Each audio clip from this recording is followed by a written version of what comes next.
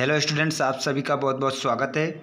आज के इस वीडियो में हम जो आपके लिए लेकर आए हैं वो पार्ट 4 है कक्षा 11वीं का हिंदी आरोह का पार्ट 4 रहेगा, जिसका नाम है विदाई संभाषण। इस पाठ के जो लेखक हैं उनका नाम है बालमुकुंद गुप्त। देखिए मित्रों, मैं आपको बता देता हूँ, आज के इस वीडियो में मैं सभी प्रश्नों के आंसर बताने वाला हूँ। साथ ही आपको मैं इस वीडियो में बताने वाला हूँ MCQ।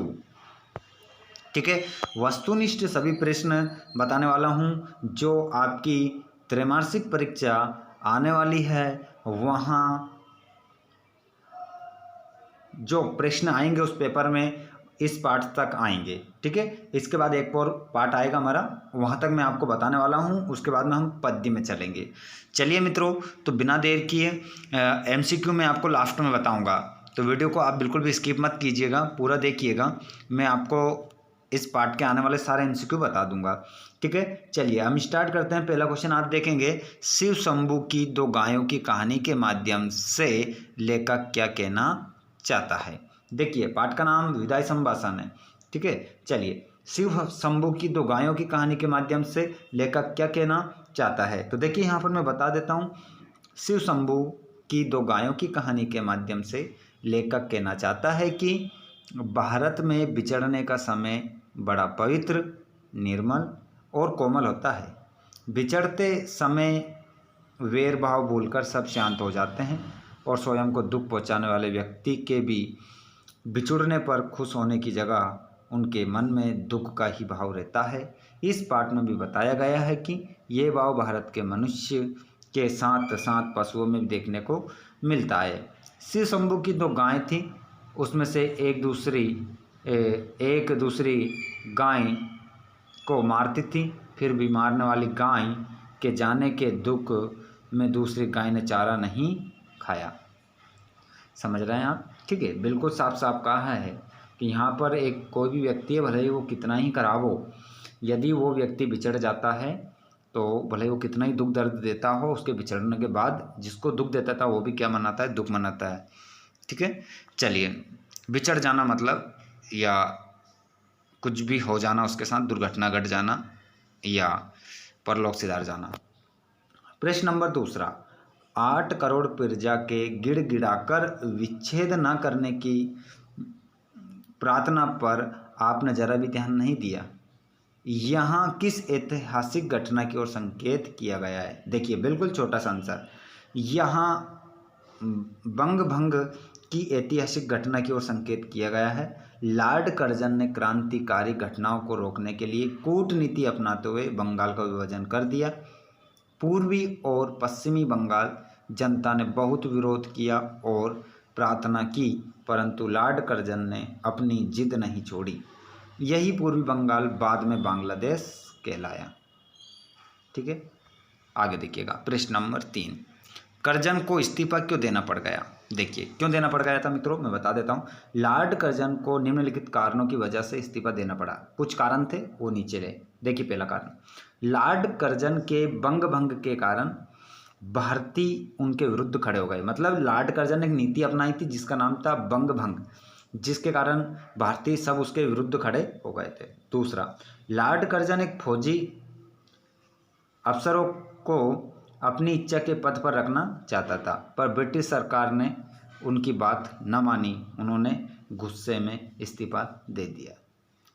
उन्हें लगा था कि शायद उनके इस्तीफे की धमकी काम करेगी, पर ब्रिटिश सरकार ने उनका इस्तीफा मंजूर कर लिया और इससे उनका बाहरी अपमान हुआ। फलस्वरूप उन्हें भारत छोड़कर जाना पड़ा। ठीक है, अब देखिएगा प्रश्न नंबर 4, विचारिए तो क्या शान आपकी इस देश में थी, अब क्या हो गई? कितने ऊंचे होकर आप कितने नीचे गिरे? आज से स्पष्ट कीजिए। देखिए, मैं बता देता हूँ साफ साफ मित्रों, इसका उत्तर आप देखिएगा, यहाँ पर समझिएगा। देखिए यहाँ से कि लॉर्ड कर्जन को भारत में जितना मान सम्मान और जैसी शान शौकत भोगने को मिली, वैसी किसी अन्य शासक को नहीं मिली होगी। देश के सब रईसों ने इन्हें पहले सलाम किया और बादशाह के भाई को पीछे जुलूस में इनका हाथी सबसे आगे और सबसे ऊंचा था और उसके होदा, चंवर, छत्रा आदि सबसे बढ़ चढ़कर थे। इनके एक इशारे पर देश के धनी मानी लोग हाथ बांधे खड़े रहते थे। ईश्वर और महाराज एडवर्ड के साथ इस देश में इन्हीं का एक दर्जा था, परंतु इस्तीफा देने के बाद सब कुछ खत्म हो गया। इसकी सिफारिश पर एक आदमी भी नहीं रखा गया। जिद के कारण इसका वैभव नष्ट हो गया और उन्हें इस देश को छोड़कर जाने का हुक्म मिला। मित्रों, क्वेश्चन नंबर आप देखिएगा, एमसीक्यू बताऊंगा, कहीं भी मत जाइएगा, वीडियो को छोड़कर आप बने रहें, क्योंकि त्रैमासिक परीक्षा, अर्धवार्षिक परीक्षा, वार्षिक परीक्षाओं के लिए जो आपको ये बताए जा रहे हैं इनको पढ़िए, इनका स्क्रीनशॉट ले लीजिए और ग्रामर से संबंधित जो भी आपको प्रश्न चाहिए आप कमेंट करके बताइएगा। देखिए आगे देखेंगे हम, आपके और यहाँ के निवासियों के बीच में कोई तीसरी शक्ति भी है। ये तीसरी शक्ति किसे कहा गया है? चलिए इसका उत्तर बता देता हूँ मैं। शानदार आपका ये वीडियो होने वाला है, क्योंकि मित्रों देखिए एक ही वीडियो में बिल्कुल टाइम पास ना करवाते हुए मैं आप लोगों को सभी एमसीक्यू प्लस उत्तर में आपको बताने वाला हूँ। देखिए यहाँ पर आपके और यहाँ के निवासियों के बीच में कोई तीसरी शक्ति भी है। यहाँ तीसरी शक्ति किसे कहा गया है? चलिए समझ लीजिएगा, इस चैप्टर का लास्ट क्वेश्चन है ये, ठीक है। 5 ही क्वेश्चन आपको इस पार्ट से करना है, बाकी तो आपकी कविता के आसपास है या भाषा की बात है, उसको छोड़िए। यहाँ से आएंगे आपके उत्तर परीक्षा में। देखिए आपके और यहाँ के निवासियों के बीच में कोई तीसरी शक्ति और भी है, यानी लॉर्ड कर्जन और भारत के निवासियों के बीच में तीसरी शक्ति ब्रिटिश सरकार है। यही शक्ति लॉर्ड कर्जन और भारत के निवासियों को नियंत्रित कर रही थी। उस शक्ति पर ना भारतवासियों का जोर था और ना लॉर्ड कर्जन का, वह शक्ति सर्वोच्च शक्ति थी। चलिएगा मित्रों, ये अब आपका जो क्वेश्चन आंसर था इस चैप्टर का 4 पार्ट है ये, ठीक है। विदाई संभाषण, इसके क्वेश्चन आंसर हमने कर लिए हैं। अब देखते हैं एमसीक्यू। ये देखिएगा मित्रों, पहला क्वेश्चन आपकी स्क्रीन पर है। ऑब्जेक्टिव, विदाई संभाषण पाठ के लेखक कौन है? तो मैंने पहले ही बता दिया, आपका राइट आंसर होगा बाल मुकुंद गुप्त।